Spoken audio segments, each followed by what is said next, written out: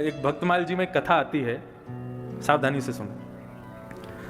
महाराष्ट्र के पंढरपुर में एक वैष्णव भक्त थे, उनका नाम था त्रिलोचन दास। अपनी युवावस्था में ब्याह के बाद उनको कोई संतान नहीं हुई, तो वो निश्चिंत रहे, चिंता नहीं की। उन्होंने कहा श्री पंडरीनाथ भगवान ने हमको संतान नहीं दी, क्यों? क्योंकि पंडरीनाथ भगवान हमारे पुत्र हैं, वही हमारे पुत्र के रूप में है, इसलिए हमको उन्होंने कोई संतान नहीं दी। ऐसी भावना वो रखते थे। किसी वैष्णव संत की उन्होंने कथा सुनी, उस कथा में गौ ब्राह्मण संत सेवा, इसको सर्वाधिक श्रेष्ठ जान करके उन्होंने संत सेवा शुरू कर दी अपने घर में। तो रोज क्या करते थे, अपने घर के बाहर खड़े हो जाते। जो पंडरीनाथ भगवान, विट्ठल भगवान, पंढरपुर का नाम सुना है आप लोगों ने?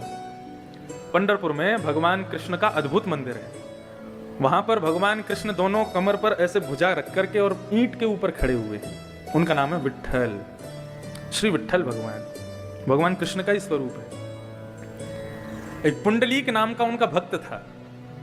वो अपने माता पिता की इतनी सेवा करता था कि उसकी सेवा से प्रसन्न होकर के भगवान उसको दर्शन देने गए। जब द्वारिकाधीश उसको दर्शन देने गए तो भगवान के अंग से निकलने वाले प्रकाश, भगवान के इत्र की सुगंधी, भगवान के आभूषणों की खनक से वो बड़ा चिंतित हो गया और कहने लगा, कौन है भाई इतना प्रकाश कर रहा है, इतनी सुगंधी आ रही है, इतनी गहनों की आवाज आ रही है, कौन है? तब लक्ष्मी जी ने कहा, पुंडलीक, भगवान आए हैं तुमको दर्शन देने।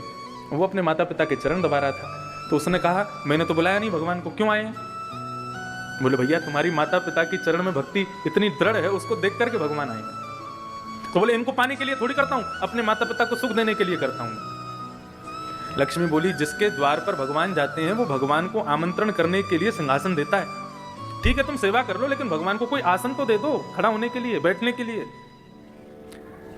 पुंडलीक बड़ा चिंतित हो गया, ये और मेरे सिर पर बला आ गई है। भगवान को बोल रहा है, बुलाया है नहीं, अपने आप बिन बुलाए मेहमान बन के आ गए, अब घर पे और बैठेंगे मेरे आके। तब उसको कोई आसन नहीं मिला तो पैर दबाते दबाते उसको एक नीचे ईंट मिली, तो उसने ईंट को खिसका दिया, ले लो आसन, खड़े हो जाओ इस पे। रुक्मणी जी को गुस्सा आ गया, भगवान का हाथ पकड़ लिया, बोले बिल्कुल नहीं रुकोगे यहाँ पे, ऐसा अपमान करने वाले भक्त यहाँ रुकेंगे हम?